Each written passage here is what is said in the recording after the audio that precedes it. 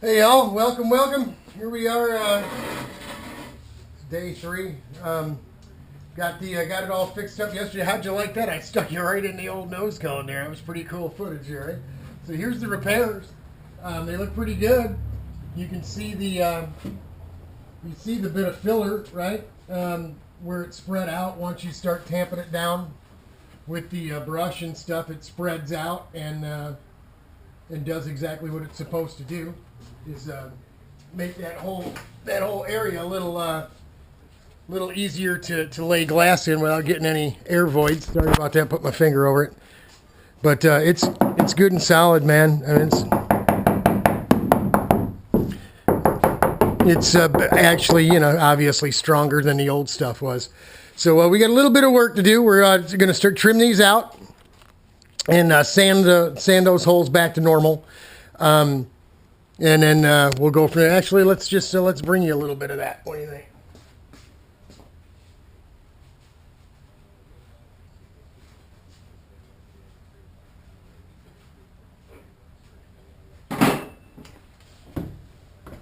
Just take your little death wheel.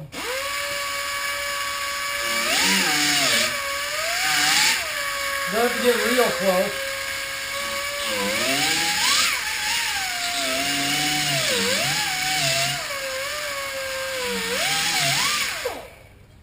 Any other time you would trim the stuff when it was wet, but because that wall is so short, any stress of trying to cut it loose might have pushed it off the wall on the inside, and I didn't want to take any chance of screwing around with the integrity of the repair, so we'll just let it harden up. This doesn't take very long, and all it comes right out of there. Then we'll take the barrel sander.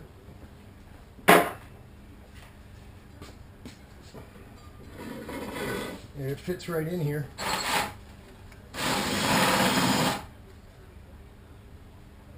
We're running out of juice.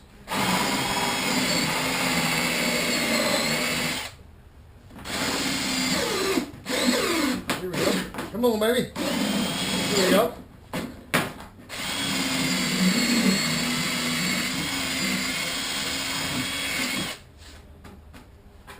Looks pretty good.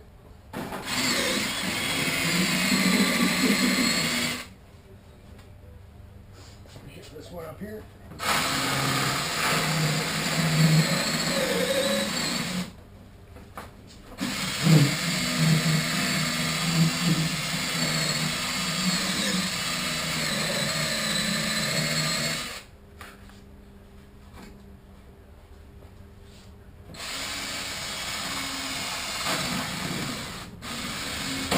We don't want to open it up any bigger than it already is. I mean, we're going to glue those little brake ducts back on there anyway. Then you're always going to...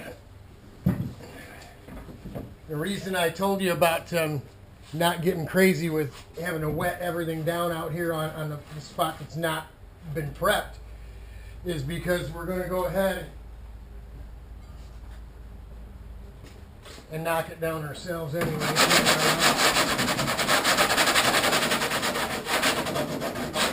You run over top of all of it, everything that you've already repaired, right? So one reason is it takes off any loose fibers that might have been stuck up but had resin on it. Now you run your finger across there and you'll get one heck. Yeah, that's right. You'll get one heck of a splinter, and fiberglass splinters hurt like crazy. So a lot of times you can't see them to get them out. So we always go back over and knock it all down. It ain't got to be, sanded smooth and perfect or nothing. What we're basically doing is just taking any of those splinters off.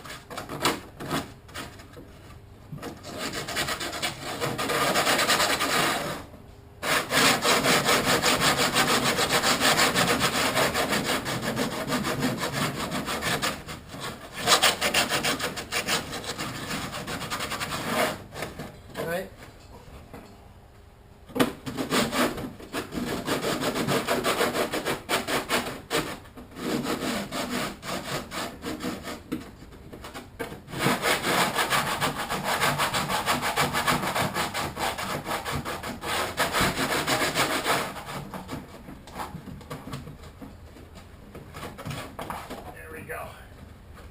right down in the tip of there too, around that hole, and get the rest of the little, yeah, doesn't want to sit up there now. Get the rest of the little pieces off of there too. Well, I'm losing my blanket.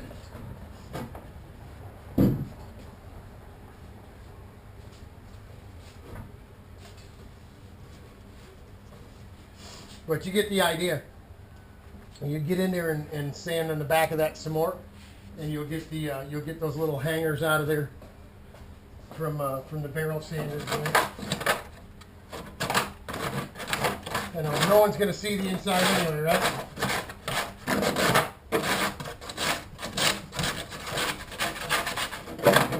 The guy that's paying for it is, and that's not all we're going to do on the inside before we're done.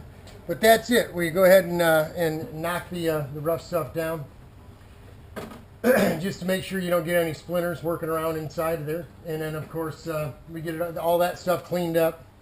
We'll work on body working this edge a little bit. What we did is we took a straight edge, find out if we've cleared everything, you know, none of it's hanging over the patch that we made.